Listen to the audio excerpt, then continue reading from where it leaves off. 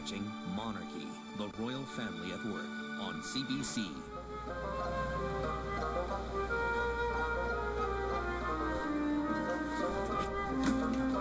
And that's the lot. Right, the high point of the Ghanaian state visit will be the banquet in the palace ballroom. The yeoman of the cellars, Robert Large, is making sure his wines will be in perfect condition. At present, the temperature is very, very cold, so it is necessary for the wine to be here for at least a week to reach a very comfortable room temperature, around 16 to 18 degrees. This is from government hospitality. Because it's a government function, state visit, it comes from their house, and so we don't have to pay for it. And off we go. Directly above the cellars, senior page Philip Rhodes is preparing the rooms for the Ghanaian visitors who will be arriving tomorrow. Now here we are in the marble hall, which is part of the grand entrance of Buckingham Palace, and the Belgian suite, where the President and the First Lady are going to stay, is here overlooking the garden, and we're going into the sitting room, which is, we know it as the 18th century room, and we're going to set up his desk ready for his arrival. And let's have a look. It's nice to see the palace actually in all these bedrooms totally being used. I mean, everything is used. Despite its 650 rooms, the palace only has 11 guest suites for the state visitors' senior staff. So if we go up to the principal floor now and just have a look at how we're going to run the operation, then that would be great. President Kufuor's closest aides will stay here on the principal floor. The rest will be in nearby hotels. How are you? Each one of the guests that stay will have one of our footmen to actually valet for them. The footman that's going to look after them will actually unpack, putting all their clothes away. We press everything, so their suits are pressed, their shirts are pressed, their ties are put away all in a certain way. If we can make anything easier for them, we do it. There will be 169 guests at the banquet in the palace ballroom.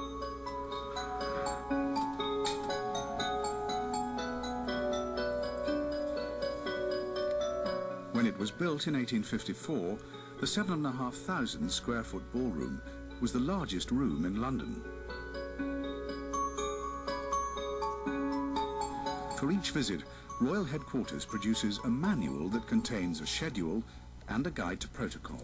What we've got is the ceremonial, we call it, which is the programme for the visit itself, which contains all the detail, all the timings for the entire time. He's here from the moment of arrival to moment of departure, and everybody has a copy of this. All the Ghanaians have a copy, so we all work from the same book. We've always had a book, going up right the way back to, there you have, for example, Saudi Arabia 1967. There they are. Tuesday the 9th of May, arrival at Heathrow Airport, London North. So they were written in a similar format, day by day, so that you could easily follow the week.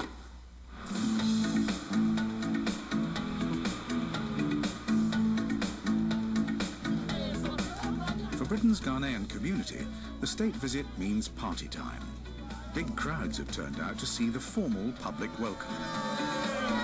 Thank you so much, the Queen, for inviting all of us to England. And I have wanted to see the Queen since I was a young girl, and I've come to London.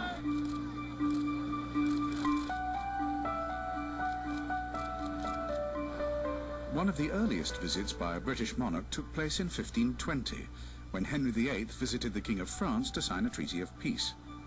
The visit lasted 3 weeks and famously included wrestling bouts between the two monarchs. That's no longer obligatory. Nowadays, these occasions are all about atmosphere and goodwill, not political haggling. This shows that Ghana and Britain are cooperating, and in fact, Ghana is actually taking its rightful place in the Committee of Nations. It brings harmony between the two countries. God save the Queen. God save our President. The Queen has made us so proud. She's a wonderful woman, and we are all behind her.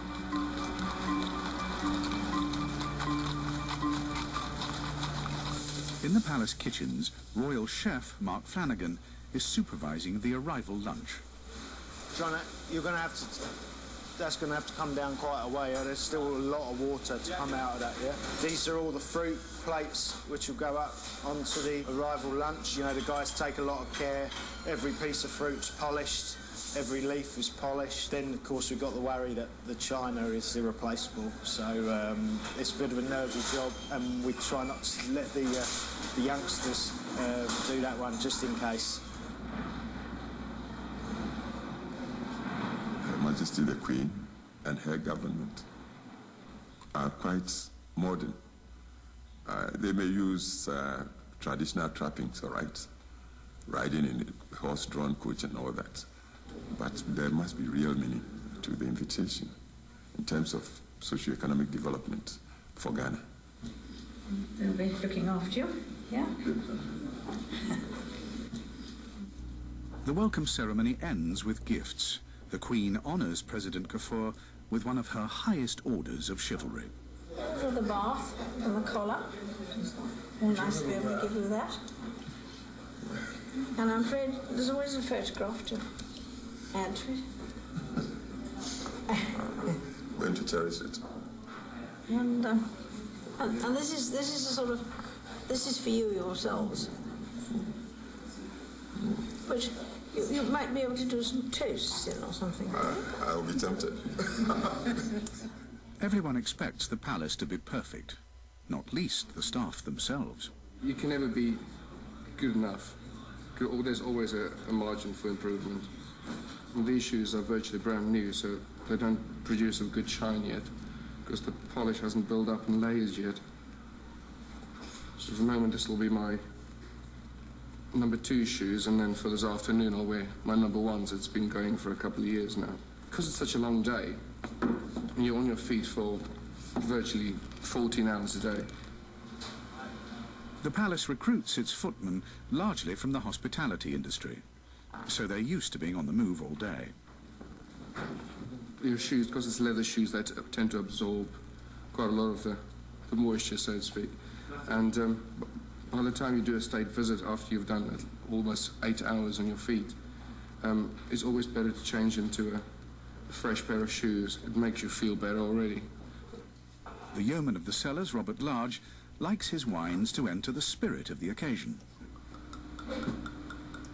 Sometimes you have the singing noise, and when you actually open a wine and it start doing this noise, right, you know that the wine is actually going to be happy wine and it's going to be a good wine. This is what the sommelier believe anyway. There you go. That is the singing noise. So this is a happy port.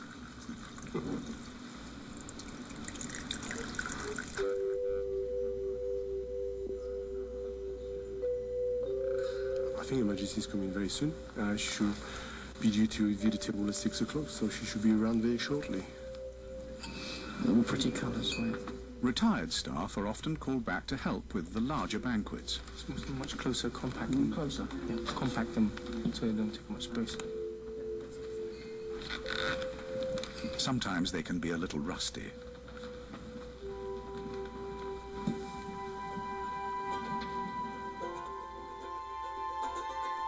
The Queen likes us to be here when she comes up, because if there is anything wrong or any problems, we are here to solve it as quick as we can.